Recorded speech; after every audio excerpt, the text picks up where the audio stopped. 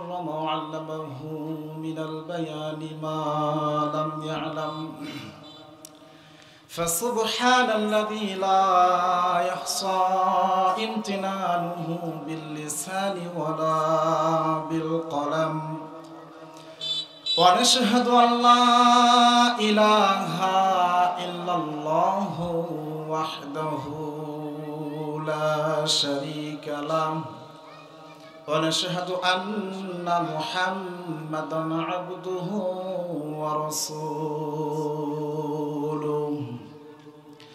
الذي أرسل رسوله بالحق بشيرا ونذيرا وداعيا إلى الله بإذنه سراجا وقمرا منيرا فقد قال الله تعالى في كلامه المجيد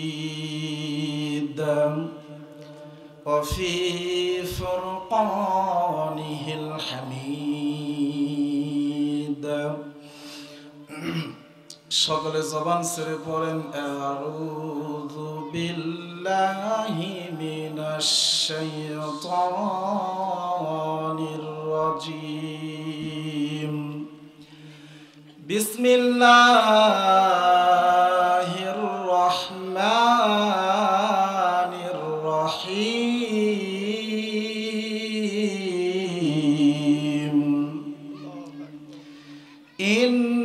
إنما المؤمنون الذين إذا ذكر الله وجلت قلوبهم وإذا تليت عليهم آياته زادتهم إيمانا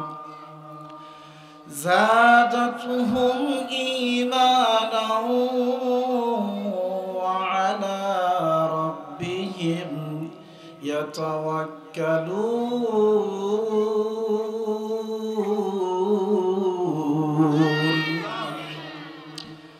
وعن أنس رضي الله تعالى عنه قال قال رسول الله صلى الله عليه وسلم لا يؤمن أحدكم حتى أكون أحب إليه من ولده ووالده والناس أجمعين أو كما قال عليه الصلاة والسلام আজ থেকে বহু বছর পূর্বে যখন এই দুনিয়ার বুকে ইসলাম নাম ছিল না কোথাও কোনো মানুষের মুখে মন্দিরে শুধু বাজিত ঘণ্টা ছিল না আযান ধ্বনি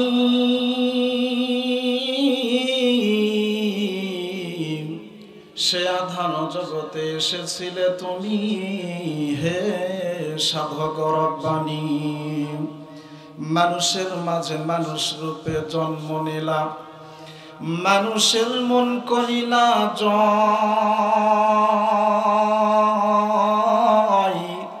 কোরআন দিয়া হাদিস দিয়া অন্ত্র দিয়া মন্ত্র দিয়া নয় রঙ্গে সুন্নাত রঙ্গে ইদ্দালে বুয়াদ রঙ্গে সুন্নাত রঙ্গে ইদ্দালে বুয়াদ সিবগাতুল্লাহি নাফস ইদ্দালে বুয়াদ পৃথিবী না জানুক আমি তো জানি আমি কি পাপ করেছি হাই কথা বলেন ঠিক কিনা পৃথিবী না জানুক আমি তো জানি আমি কি পাপ করেছি হাই আমার পাপের করলে বিচার আমার পাপের করলে বিচার বাঁচার আমার নাই উপায় দয়াময় তুমি মাফ করো আমায় পৃথিবী না জানুক আমি আমি তো জানি আমি কি পাপ করেছি হায়। বলবেন কেমন করে হুজুর? আমার ভাইরা, আমার বন্ধুগণ, মুসলমান বাবাজি, কোনো দিকে কোনো কান নাই, কোনো দিকে কোনো নজর নাই রে বাবা। এ দুবলহাটি কাদোপাড়ার যুবক ভাইরা, মুসলমান বন্ধুরা রে, পর্দার আড়ালের মায়েরা গো, কথাগুলো গভীর মনোযোগ দিয়ে বোঝার চেষ্টা করবেন বাবা। বলবেন হুজুর কেমন করে? এই কোরআনুল কারীম দুনিয়ার ভিতরে 24 ঘন্টা তেলাওয়াত করা হয়। হিন্দুদেরকে কিতাব দান করা হয়েছে, ত্রিপিটক, গীতা, বাইবেল, এরকম ভাবে রামায়ণ, মহাভারত, এরকম অনেক কিতাব অন্যান্য ধর্মের জাতি ভাইদেরকে দেওয়া হয়েছে। কিন্তু অন্যান্য ধর্মের জাতি ভাইদের কিতাব প্রতিনিয়ত তারা তেলাওয়াত করে, কথা বলেন, করে না। কিন্তু কোরআন এমন একটা কিতাব, যেই কিতাবটা পৃথিবীর জমিনে 24 ঘন্টা তেলাওয়াত হয়। বলবেন হুজুর কেমন করে? গত বছর জরিপ করে দেখা গিয়েছে। কেমন করে? কথাগুলো বোঝার চেষ্টা করবেন বাবা। মুসলমান ভাইয়ারা রে, এই কোরআনুল কারীম কেমন করে 24 ঘন্টা তেলাওয়াত করা হয় বোঝার চিন্তা করে দেখবেন, চেষ্টা করে দেখবেন, বোঝার চেষ্টা করে দেখবেন কেমন করে। বাংলাদেশের সঙ্গে কিন্তু ইউনাইটেড স্টেটস আমেরিকার কোনো ঘন্টার সঙ্গে মিনিটের সঙ্গে মিল আছে নাই? নাই, কথা বলেন। বাংলাদেশে যদি হয় 2 ঘন্টা আগে, তাহলে আমেরিকা তো হয় 2 ঘন্টা পরে। এরকম ভাবে বাংলাদেশের সঙ্গে যদি আপনি ফিনল্যান্ডে মিলাতে চান, সৌদি আরবকে মিলাইতে চান, প্রতিটা দেশের সঙ্গে প্রতিটা দেশের সময়ের ডিফারেন্স আছে না নাই? কথা বলেন। আল্লাহ রাব্বুল আলামিন আজ থেকে 1500 বছর আগে কোরআনুল কারীম দুনিয়ার জমিনে নাজিল করে জানায়া দিলেন, পৃথিবীর মানুষেরা শুনে রাখো, শুনে রাখো, এই কোরআনুল কারীম আমি নাজিল করে দিলাম এবং এই কোরআনুল কারীমের দেখাশোনার দায়িত্ব আমি আল্লাহ নিজে নিয়ে নিলাম। কথা বলেন ঠিক কিনা? এ মুসলমান ভাইয়া, যুবক বন্ধুরা নিয়ে কথাগুলো গভীর মনোযোগ দিয়ে বোঝার চেষ্টা করবেন বাবা। তাহলে দুনিয়ার বাংলাদেশের সঙ্গে যেমন আমেরিকার ঘন্টার সঙ্গে পার্থক্য আছে, সৌদির ঘন্টার সঙ্গে পার্থক্য আছে, আরবের ঘন্টার সঙ্গে পার্থক্য আছে। এই জন্য ঘন্টার সঙ্গে ঘন্টা তাল মিলিয়ে আজকে আমি এখানে বসে থেকে আলোচনা করতেছি। গিয়ে দেখেন কোনো এক দেশের মধ্যে আজান হচ্ছে কি হচ্ছে না? কথা বলেন। আজান হচ্ছে, আজান হওয়ার সঙ্গে সঙ্গে মসজিদের ইমাম সাহেব কোরআনুল কারীমের সূরা ফাতিহা তেলাওয়াত করার পর যে কোনো একটি সূরা তার সঙ্গে মিলায়া তেলাওয়াত করে নামাজ পড়ে কি পড়ে না? এ দুবলহাটি কাদোপাড়ার যুবক ভাইরা, মুসলমান বন্ধুরা রে, এই কোরআনুল কারীম আল্লাহ রাব্বুল আলামিন দুনিয়ার জমিনে মানুষের কাছে পাঠায়া দিয়া বললেন, হে পৃথিবীর মানুষেরা শুনে রাখো, শুনে রাখো, এই কোরআনুল কারীম দুনিয়ার যদি একজন মানুষ বাংলাদেশে তেলাওয়াত না করতে পারে, কিন্তু অন্যান্য রাষ্ট্রে ঠিকই তেলাওয়াত করে, করে কি করে না? কথা বলেন। মুসলমান ভাইরারে আমার, সর্বপ্রথম আমি স্পষ্ট বার্তায় জানিয়ে দিতে চাই, যারা এই কোরআনুল কারীমকে নিয়ে দ্বন্দ্ব বাজায়, কোরআনুল কারীমের বিপক্ষে কথা বলে, আমার রাসূলের গোস্তাকে কথা বলে, আমার রাসূলের সাতেনকে নিয়ে কথা বলে, তাদেরকে এই বাংলার জমিনে আমরা ঠাঁই দিব? কথা বলেন। ঠাঁই দিব না। আজকে বাংলার জমিনে দাঁড়িয়ে থেকে একজন নাস্তিক মুরতাদ, নব্য নাস্তিক মুরতাদ কোরআনুল কারীমকে নিয়ে কথা বলেছে, আমার নবীকে নিয়ে কটূক্তি করেছে, আমার আল্লাহ তাআলাকে নিয়ে কটূক্তি করেছে, যার নাম হচ্ছে রাখাল রাহা। তুমি রাখাল রাহা হও আর যাই হও না কেন, আজ থেকে 1000 বছর আগে এই কোরআনুল কারীম নিয়ে রামবাম নাস্তিকরা, আবু জেহেল মুরতাদ, আবুল আহাব, আবু সুফিয়ান, উতবা, সাইবা, মুগিরা এই কোরআনুল কারীমের পিছনে লেগেছিল। এ মুসলমান ভাইয়া, শুনে রাখো, শুনে রাখো, যারা এই কোরআনুল কারীমের পিছনে লেগেছিল তারা দুনিয়া থেকে চলে গিয়েছে, কিন্তু আমার কোরআনুল কারীম দুনিয়ার জমিনে এখনো আছে না নাই? কথা বলেন বাবা। আলোচনা কি চলবে? চলবে, কথা বলেন। এ যুবক ভাইয়ারা রে, এই কোরআনুল কারীম এমন একটা কিতাবই কোরআনুল কারীমকে যদি আমি আপনি ডাক দিয়ে বলি কোরআন, বলো তো বলো তোমার নাম কোরআন, আমরা কোথা থেকে জানতে পারবো? কোরআন সুন্দর করে ডাক দিয়ে বলে, এ পৃথিবীর মানুষেরা, আমার নাম কোরআন। আমি রব্বুল আলামিনের কাছ থেকে, আমার ভিতরে 27 নম্বর পারা আছে, ওই পারার মধ্যে সূরা ওয়াকিয়ার মধ্যে আল্লাহ রব্বুল আলামিন আজ থেকে 1500 বছর আগে জানায়া দিয়েছে, ইন্নাহু লাকুরআনুন কারীম। এ দুবুলহাটি কাদোপাড়ার যুবক ভাইয়ারা রে, এ মুসলমান বন্ধু, এ আমার সামনে বসা বাবাজিরা গো, এই কোরআনুল কারীম ডাক দিয়ে জানায় দেয়, সুন্দর করে জানায় দেয়, আমার নাম কোরআন। আমি আজ থেকে 1500 বছর আগে আল্লাহ তাআলার কাছ থেকে একটা সার্টিফিকেট নিয়ে নিয়েছি। কথা বলেন ঠিক কিনা? আমার নাম কোরআন, আমি আজ থেকে 1500 বছর আগে আল্লাহ তাআলার কাছ থেকে একটা সার্টিফিকেট নিয়ে নিয়েছি। কোরআনকে যদি ডাক দিয়ে বলি কোরআন, বলো তো বলো কোরআন তোমার নাম।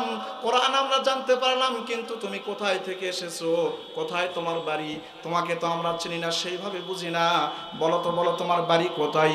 কোরআন সুন্দর করে ডাক দেয়া বলে, এ দুনিয়ার মানুষেরা, এ পৃথিবীর মানুষেরা, শুনে রাখো শুনে রাখো, আমার নাম কোরআন।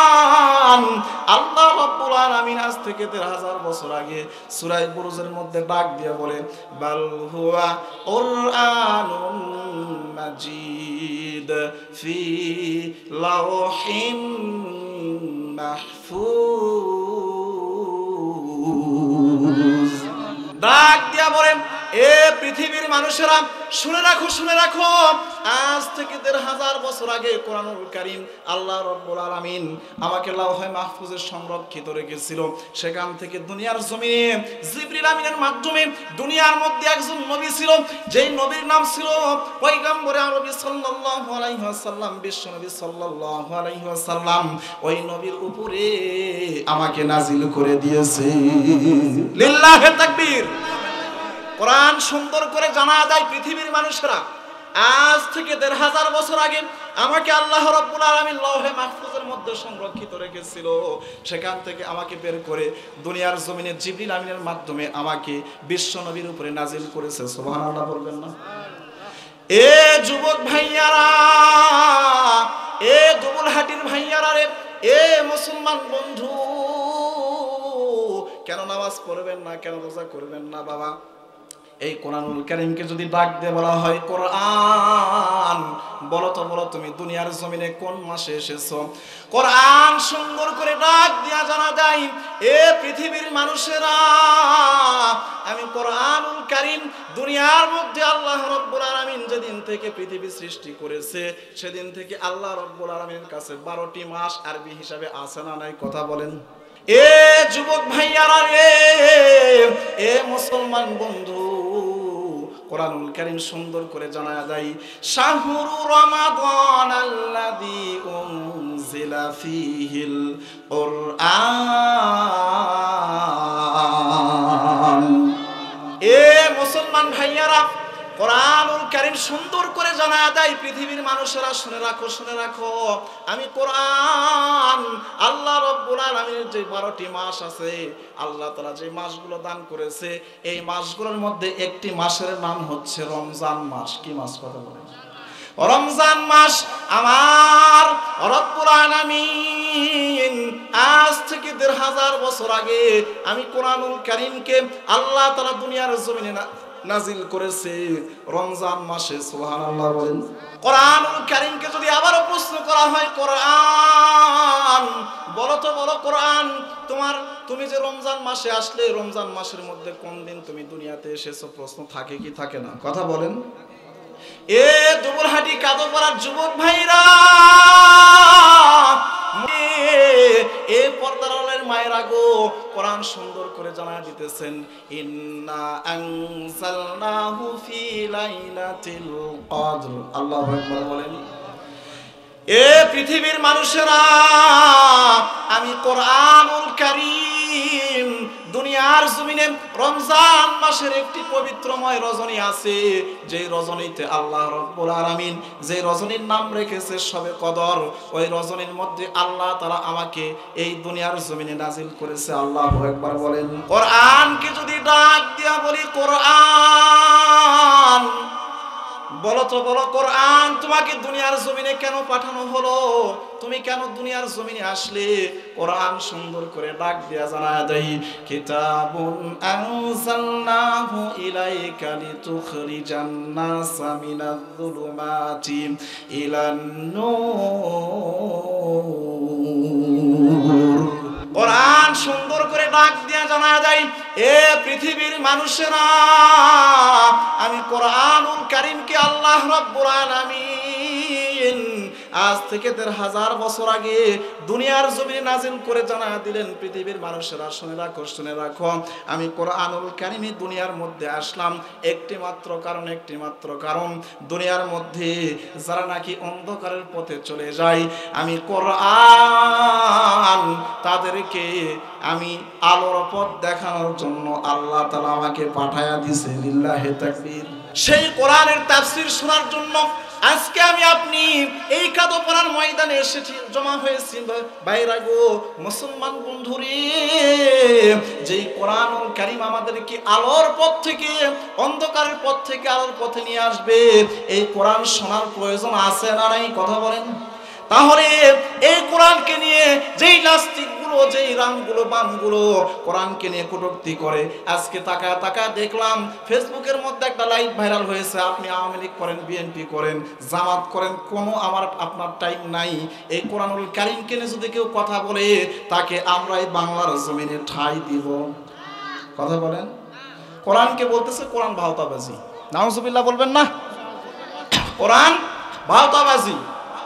আরেকজন বলছে আমার নেতা হচ্ছে তারেক, সে হচ্ছে হযরত আলী, আর আমার মা হচ্ছে খালেদা মা ফাতেমা, আর জিয়াউর রহমান হচ্ছে ওমর। নাউজুবিল্লাহ বলেন।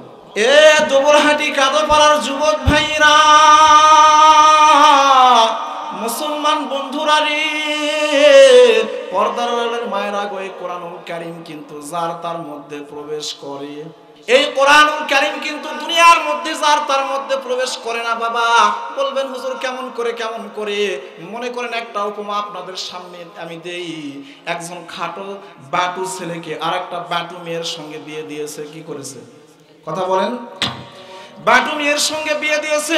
তো এই যে খাটো ছেলেটা বাটু মেয়েকে বিয়ে করার পর বাড়িতে নিয়ে গেছে। নিয়ে যাওয়ার পরে আগের যুগে একটা বাড়ির মধ্যে কলস থাকতো কি থাকতো না? মাটির কলস আপনারা চেনেন না? এই কলস নিয়ে শাশুড়ি বৌমাকে বলেছে, বৌমা যাও যাও যাও, ওই যে নদীর পার থেকে পানি নিয়ে আসো, কলস ভর্তি করে পানি নিয়ে আসো। তো ছোট মেয়েটা, খাটো মেয়েটা কলস ভর্তি করে পানি নেওয়ার জন্য নদীর তীরে গিয়েছে। যাওয়ার পরে নদীর তীর থেকে যখন পানি উঠাইতে গেছে বাজান, সঙ্গে সঙ্গে তার গলার মধ্যে একটা হার ছিল, সোনার হার ছিল। সোনার হারটা খুলে কলসের মধ্যে পড়ে গেছে। সঙ্গে সঙ্গে ওই যে খাটো মহিলা কলসের মধ্যে হাত দিয়ে দেখে, তার হাত আর কলসের তলা পর্যন্ত যায় না। কি হয় না? কলসের তলা পর্যন্ত যায় না। বাড়িতে ফিরে এসে শাশুড়িকে ডাক দিয়ে বলতেছে, শাশুড়ি আপনি এটা আমাকে কি কলস দিয়েছেন যে কলসের তলাই নাই? কি নাই? যে কলসের কি নাই? তলাই নাই। শাশুড়ি ডাক দিয়ে বলতেছে, বৌমা কেমন করে বুঝলে কলসের তলা নাই? বৌমা ডাক দিয়ে বলতেছে, তাহলে শুনেন, ওই যে নদীর তীরে আমি পানি নিতে গেলাম, পানি উঠানোর পরে, পানি উঠানোর সময় কলসের কান্দার সঙ্গে আমার স্বর্ণের হারটা গলা থেকে লেগে কলসের মধ্যে পড়ে গেল। কিন্তু আমি হাত দিয়ে এত খুঁজলাম, তারপরে আমি কলসের মধ্যে আমার সোনার হারটা খুঁজে পাইলাম না। আসলে হাত কি? হাত। এ মুসলমান ভাইয়ারা রে, এইবার সঙ্গে সঙ্গে শাশুড়িকে ডাক দিয়ে বললে, শাশুড়ি আমি হাত দিয়ে তো হাতালাম, কিন্তু কলসের মধ্যে তো আমি আমার সোনার হাতটা পাইলাম না। তার মানে বুঝতে পারলাম এই কলসের নিচে কোনো তলা নাই। এইবার সঙ্গে সঙ্গে শাশুড়ি কলসের মধ্যে হাত দিয়ে স্বর্ণের চেনটা বের করে দিও, আর ডাক দিয়ে বলল, ও বৌমা তোমার হাতটা খাটো হওয়ার কারণে, ছোট হওয়ার কারণে তুমি কলসের তলায় খুঁজে পাও না। কথা বলেন ঠিক কিনা? এ জবরহাটি কাদোপাড়ার যুবক ভাইরা,